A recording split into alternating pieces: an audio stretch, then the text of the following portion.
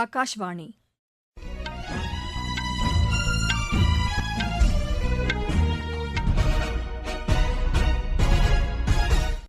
செய்திகள் வாசிப்பவர் லட்சுமி ராகவன். தலைப்புச் செய்திகள்: பேரிடர் காலங்களில் தேசிய பேரிடர் மீட்புப் படையினரின் பணி மகத்தானது என்று பிரதமர் திரு நரேந்திர மோடி பாராட்டியுள்ளார்.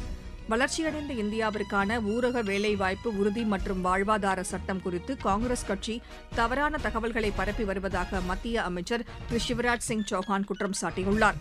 இந்தியாவில் தனிநபர் வருமானம் 2030ஆம் ஆண்டுக்குள் $4000 என்ற அளவை எட்டும் என்று பாரத ஸ்டேட் வங்கி தெரிவித்துள்ளது. நவீன தொழில்நுட்பத்தை பயன்படுத்தி உண்மையான தகவல்களை மக்களிடம் கொண்டு சேர்க்க வேண்டும் என்று சென்னை அகில இந்திய தொழில்நுட்ப கல்விக் கழக இயக்குநர் திரு காமகோட்டி கேட்டுக் கொண்டுள்ளார். தமிழகத்தில் வாக்காளர் பட்டியலில் பெயர் சேர்க்க 13,03,487 பேர் விண்ணப்பித்துள்ளதாக மாநில தலைமை தேர்தல் அதிகாரி திருமதி அர்ச்சனா பட்நாயக் கூறியுள்ளார். இனி விரிவான செய்திகள். தேசிய பேரிடர் மீட்புப் படையின் உதய தினம் இன்று கொண்டாடப்படுகிறது. 2006ஆம் ஆண்டு இதே நாளில் தொடங்கப்பட்ட தேசிய பேரிடர் மீட்புப் படை இதுவரை 1000க்கும் மேற்பட்ட மீட்பு மற்றும் நிவாரண நடவடிக்கைகளை மேற்கொண்டுள்ளது.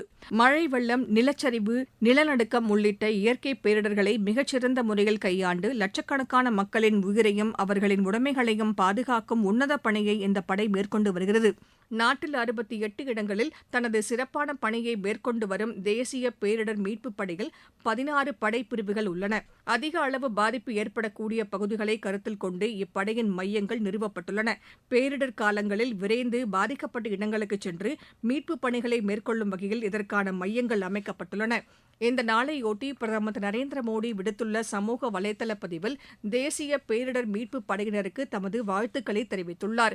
இடர்பாடு காலங்களில் மீட்புப் பணிகளில் நன்கு தேர்ச்சி பெற்ற வீரர்கள் மற்றும் வீராங்கனைகள் சிறப்பாக தங்களது கடமையை ஆற்றி வருவதாகவும் அவர்களுக்கு தமது மனம் நிறைந்த வாழ்த்துக்களை தெரிவிப்பதாகவும் கூறியுள்ளார்.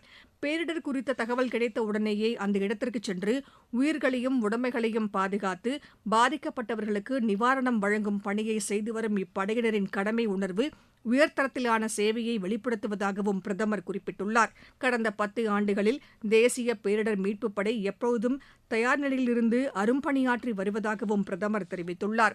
மத்திய உள்துறை அமைச்சர் திரு அமித் ஷா வெளியிட்டுள்ள செய்தியில், பேரிடர் காலத்தில் விரைந்து செயல்பட்டு நாட்டின் நம்பிக்கையாக தேசிய பேரிடர் மீட்புப் படை திகழ்வதாக குறிப்பிட்டுள்ளார்.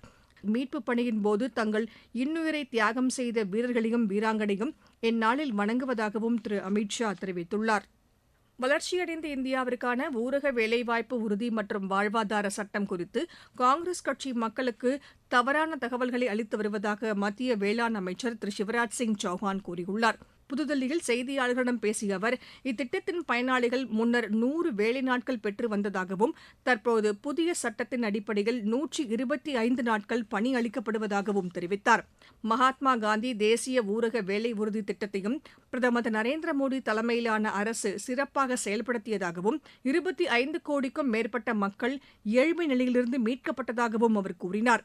இதனை வலுப்படுத்தும் நோக்கிலேயே புதிய சட்டம் கொண்டுவரப்பட்டு காலதாமதமின்றி கூடுதல் வேலை நாட்களை அளிக்க வகை செய்யப்பட்டுள்ளதாகவும் திரு சிவராஜ் சிங் சௌஹான் கூறினார். இந்தியாவில் தனிநபர் வருமானம் 2030ஆம் ஆண்டுக்குள் $4000 என்ற அளவை எட்டும் என்று பாரத ஸ்டேட் வங்கி தெரிவித்துள்ளது. அந்த வங்கி இன்று வெளியிட்டுள்ள ஆய்வறிக்கையில், நடுத்தர வருவாய் பிரிவினர் உயர் நடுத்தர வருவாய் பிரிவிற்கு செல்வது அதிக அளவில் இருக்கும் என்றும் தெரிவிக்கப்பட்டுள்ளது. நாடு சுதந்திரம் அடைந்து 60 ஆண்டுகளில் $1 டிரில்லியன் பொருளாதாரமாக உருவெடுத்தது என்று குறிப்பிட்டுள்ள பாரத ஸ்டேட் வங்கி, 2007ஆம் ஆண்டிலிருந்து 2014ஆம் ஆண்டிற்குள் விரைவான வளர்ச்சி பெற்று $2 டிரில்லியன் பொருளாதாரமாக 7 ஆண்டுகளில் உயர்ந்ததாகவும் தெரிவித்துள்ளது. 2021இல் $3 டிரில்லியன் பொருளாதாரமாக உயர்ந்துள்ள இந்தியா அடுத்த 4 ஆண்டுகளில் $4 டிரில்லியன் என்ற அளவை எட்டியுள்ளதாகவும் அந்த வங்கி கூறியுள்ளது. வரும் 2 ஆண்டுகளிலேயே $5 டிரில்லியன் பொருளாதாரமாக இந்தியா உயரும் என்று உலகளாவிய பொருளாதார மதிப்பீடுகள் கூறுவதாக பாரத ஸ்டேட் வங்கி குறிப்பிட்டுள்ளது. நீங்கள் கேட்டுக்கொண்டிருப்பது ஆகாஷ்வாணியின் செய்தி அறிக்கை. ஊரக வளர்ச்சிக்கான புதிய அத்தியாயம். வளர்ச்சியடைந்த இந்தியாவிற்கான ஊரக வேலைவாய்ப்பு உறுதி மற்றும் வாழ்வாதார சட்டம். இந்த சட்டம் வருடத்திற்கு 125 நாட்கள் வேலையை உறுதி செய்கிறது. இதில் வாரந்தோறும் ஊதியம் வழங்கப்படுவது கட்டாயமாக்கப்பட்டுள்ளது. பணி முடிந்த 15 நாட்களுக்குள் ஊதியம் வழங்குவதை உறுதி செய்வதற்கான அம்சங்களும் இதில் இடம்பெற்றுள்ளன. ஊதியம் காலதாமதமாக வழங்கப்பட்டால் அதற்கான இழப்பீட்டுத் தொகைக்கும் இதில் வகை செய்யப்பட்டுள்ளது. வளர்ச்சியடைந்த இந்தியாவிற்கான பயணத்தில் மோடி அரசு தொடரும் சீர்திருத்த நடவடிக்கைகள். ஒடிஷா மாநிலத்தைச் சேர்ந்த சுதந்திர போராட்ட தியாகி பார்வதி கிரியின் பிறந்தநாள் நூற்றாண்டை ஒட்டி பிரதமர் திரு நரேந்திர மோடி அன்னாருக்கு புகழாரம் சூட்டியுள்ளார். அவர் இன்று வெளியிட்டுள்ள சமூக வலைதள பதிவில் ஆங்கிலேய ஆதிக்கத்தை முடிவுக்கு கொண்டுவர சுதந்திர போராட்ட இயக்கத்தில் தம்மை முழுமையாக ஈடுபடுத்திக் கொண்டவர் என்று குறிப்பிட்டுள்ளார். சமூக பணியில் தம்மை அர்ப்பணித்துக் கொண்ட பார்வதி அம்மையார் மகளிருக்கான அதிகாரம், மருத்துவம் உள்ளிட்ட பல துறைகளிலும் அரும்பணி ஆற்றியவர் என்று கூறியுள்ளார். அகில இந்திய வானொலியில் கடந்த மாதம் ஒலிபரப்பான மன் கி பாத் நிகழ்ச்சியில் வெள்ளையனே வெளியேறு இயக்கத்தில் 16 வயதில் பார்வதி கிரி தம்மை இணைத்துக் கொண்டார் என்று பிரதமர் குறிப்பிட்டார். எனதருமை நாட்டு மக்களே, நமது தேசம் விடுதலை அடைய மிக நீண்ட போராட்டம் நடத்த வேண்டியிருந்தது. சுதந்திர போராட்டத்திலே தேசத்தின் அனைத்து பகுதிகளைச் சேர்ந்தவர்களும் தங்களுடைய பங்களிப்பை அளித்தார்கள். இப்படிப்பட்ட ஒரு சுதந்திர போராட்ட வீரர்தாம் ஒடிஷாவின் பார்வதி கிரி அவர்கள். 2026ஆம் ஆண்டு ஜனவரி மாதம் அவர் பிறந்த நூற்றாண்டு கொண்டாடப்படும்.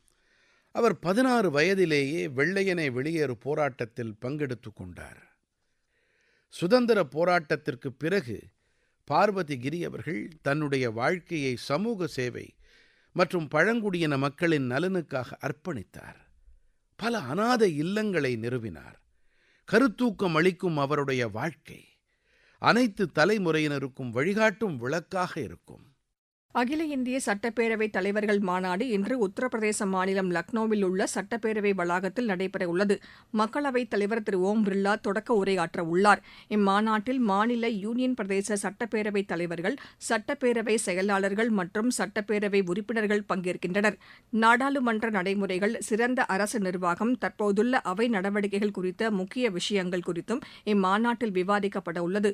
மாநிலங்களவை துணைத் தலைவர் திரு ஹரிவன்ஷ் உள்ளிட்டோர் இம்மாநாட்டில் உரையாற்ற உள்ளனர். நவீன தொழில்நுட்பத்தை பயன்படுத்தி உண்மையான தகவல்களை மக்களிடம் கொண்டு சேர்க்க வேண்டும் என்று சென்னை அகில இந்திய தொழில்நுட்ப கல்விக் கழக இயக்குநர் திரு காமகோட்டி கேட்டுக் கொண்டுள்ளார். சென்னையில் IIT ஏற்பாடு செய்திருந்த ஊடக தகவல்களின் உண்மைத்தன்மை குறித்த பயிலரங்கில் பேசிய அவர், போலியான செய்திகளை அடையாளம் கண்டு அவற்றை தவிர்ப்பதற்கான நடவடிக்கைகளை மேற்கொள்ள வேண்டும் என்று வலியுறுத்தினார். சமூக வலைதளத்தில் 20 முதல் 30 வினாடிகளுக்குள் உலகம் முழுவதும் தகவல் சென்றடைவதாக கூறிய அவர், தவறான தகவல்களை உடனடியாக தடுக்க வேண்டியது அவசியமாகிறது என்று குறிப்பிட்டார். செயற்கை நுண்ணறிவு தொழில்நுட்பத்தை பயன்படுத்தி அரசின் தகவல்கள் மற்றும் அறிவிப்புகளை உடனுக்குடன் மக்களிடம் கொண்டு சேர்க்கலாம் என்றும் அவர் ஆலோசனை கூறினார். மத்திய அரசின் பத்திரிகை தகவல் அலுவலகம் இப்பணியை சிறப்பாக செய்து வருவதாக திரு காமகோட்டி பாராட்டினார்.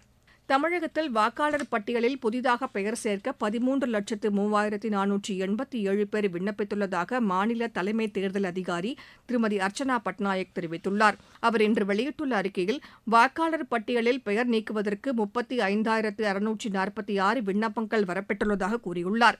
மாநிலத்தில் வாக்காளர் பட்டியல் சிறப்பு தீவிர திருத்தத்திற்கு பிறகு கடந்த மாதம் 19ஆம் தேதி வரைவு வாக்காளர் பட்டியல் வெளியிடப்பட்ட நிலையில் அடுத்த மாதம் 17ஆம் தேதி இறுதி வாக்காளர் பட்டியல் வெளியிடப்பட உள்ளது. ஜம்மு காஷ்மீரின் கிஷ்ட்வார் மாவட்டத்தில் பதுங்கியுள்ள தீவிரவாதிகளை தேடும் பணியை பாதுகாப்புப் படையினர் 2வது நாளாக தொடர்ந்து மேற்கொண்டு வருகின்றனர். சத்ரு பகுதியில் அமைந்துள்ள சோனார் என்ற கிராமத்தில் நேற்று முதல் தீவிர தேடுதல் பணியை அவர்கள் மேற்கொண்டு வருகின்றனர். அடர்ந்த புதர் நிறைந்த பகுதியாக இருப்பதாகவும் கடுமையான பனிமூட்டம் நிலவுவதாலும் தேடும் பணி பெரும் சவாலாக அமைந்துள்ளது. ராணுவத்தினர், துணை ராணுவத்தினர், உள்ளூர் காவல் படையினர் இணைந்து மேற்கொள்ளும் இப்பணியில் மோப்ப நாய்களும் ட்ரோன்களும் பயன்படுத்தப்பட்டுள்ளன. மீண்டும் தலைப்புச் செய்திகள். பேரிடர் காலங்களில் தேசிய பேரிடர் மீட்புப் படையினரின் பணி மகத்தானது என்று பிரதமர் திரு நரேந்திர மோடி பாராட்டியுள்ளார். வளர்ச்சியடைந்த இந்தியாவிற்கான ஊரக வேலைவாய்ப்பு உறுதி மற்றும் வாழ்வாதார சட்டம் குறித்து காங்கிரஸ் கட்சி தவறான தகவல்களை பரப்பி வருவதாக மத்திய அமைச்சர் திரு சிவராஜ் சிங் சௌகான் குற்றம் சாட்டியுள்ளார். இந்தியாவில் தனிநபர் வருமானம் 2030ஆம் ஆண்டிற்குள் $4,000 என்ற அளவை எட்டும் என்று பாரத ஸ்டேட் வங்கி தெரிவித்துள்ளது. நவீன தொழில்நுட்பத்தை பயன்படுத்தி உண்மையான தகவல்களை மக்களிடம் கொண்டு சேர்க்க வேண்டும் என்று சென்னை அகில இந்திய தொழில்நுட்ப கல்விக் கழக இயக்குநர் திரு காமகோட்டி கேட்டுக் கொண்டுள்ளார். தமிழகத்தில் வாக்காளர் பட்டியலில் பெயர் சேர்க்க 13,03,487 பேர் விண்ணப்பித்துள்ளதாக மாநில தலைமை தேர்தல் அதிகாரி திருமதி அர்ச்சனா பட்நாயக் கூறியுள்ளார். இத்துடன் இந்த செய்தி அறிக்கை நிறைவு பெற்றது.